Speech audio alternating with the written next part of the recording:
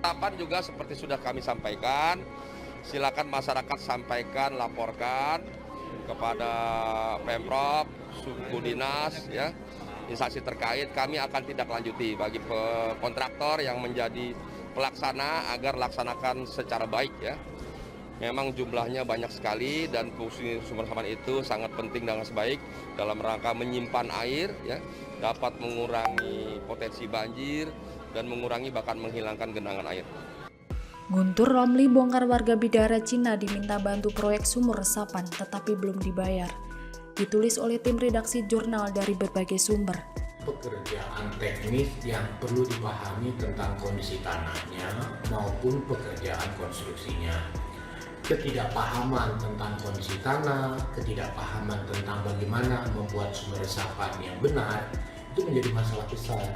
Apalagi kalau pekerjaan itu ditangani oleh tukang atau tenaga-tenaga yang tidak profesional. Beginilah, selama 3 hari ditelantarkan aja.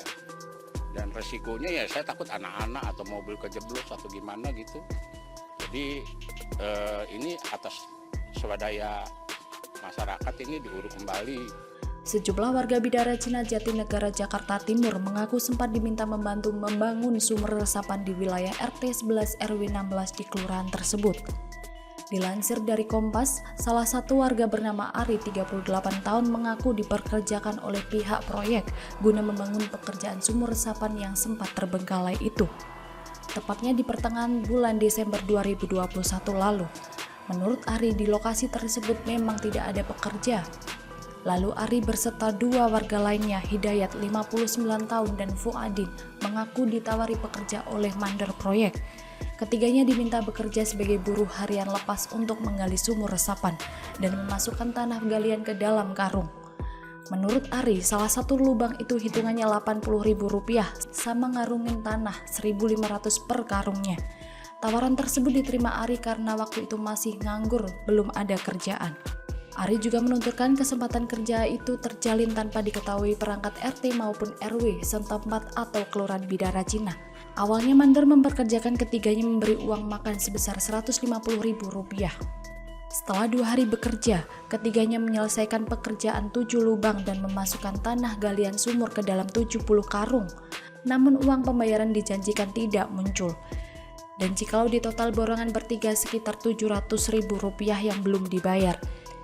Dan ketika hari ketiga bekerja, ia bertanya kapan akan dibayar, tapi mandornya malah pergi, bilangnya mau ambil uang namun setelah ditunggu tidak kembali lagi. Ketiganya kemudian memutuskan untuk berhenti bekerja. Hidayat dan 2 rekannya sudah berupaya menghubungi mandor itu, namun hingga kini belum ada balasan. Terpisah, Lurah Bidara Cina Dadang Yudi Hartono tidak bisa memastikan kebenarannya pernyataan Ari dan Hidayat karena pengerjaan proyek tidak dilibatkan kelurahan. Sebelumnya, pengerjaan sumur resapan di wilayah RT 11 RW 16 Bidara Cina itu sempat mangkrak pada Desember 2021. Tampak 2 sumur resapan belum ditutup. Ada pula sumur resapan yang masih miring dan belum rapi penempatannya. Warga sekitar khawatir dan takut jika anak-anak yang jatuh akibat sumur resapan yang kurang memadai dan jauh dari kata layak, tanpa menutup lubang dan membahayakan pengguna jalan. Informasi mengenai proyek sumur resapan yang mangkrak di Bidara Cina disampaikan oleh politikus Partai Solidaritas Indonesia atau PSI, Muhammad Guntur Romli, melalui akun resmi Twitternya @gunturromli. Romli menyampaikan proyek sumur resapan yang mangkrak di samping Rusun Bidara Cina tidak ditutup. Menurut penghuni di Rusun Bidara Cina, sudah 1 bulan lebih sumur-sumur resapan itu terlantar, dibiarkan terbuka. Padahal sumur itu terletak di kawasan permukiman dan banyak anak-anak yang lain di sana dan rawan sarang nyamuk. Hal itu kemudian ditanggapi oleh Wakil Gubernur DKI Jakarta Ahmad Riza Patria.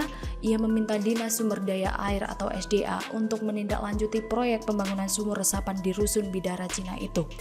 Proyek yang satu ini memang jauh dari harapan yang telah ditetapkan, yang akan meminimalisir banjir dengan cepat kurang dari 6 jam.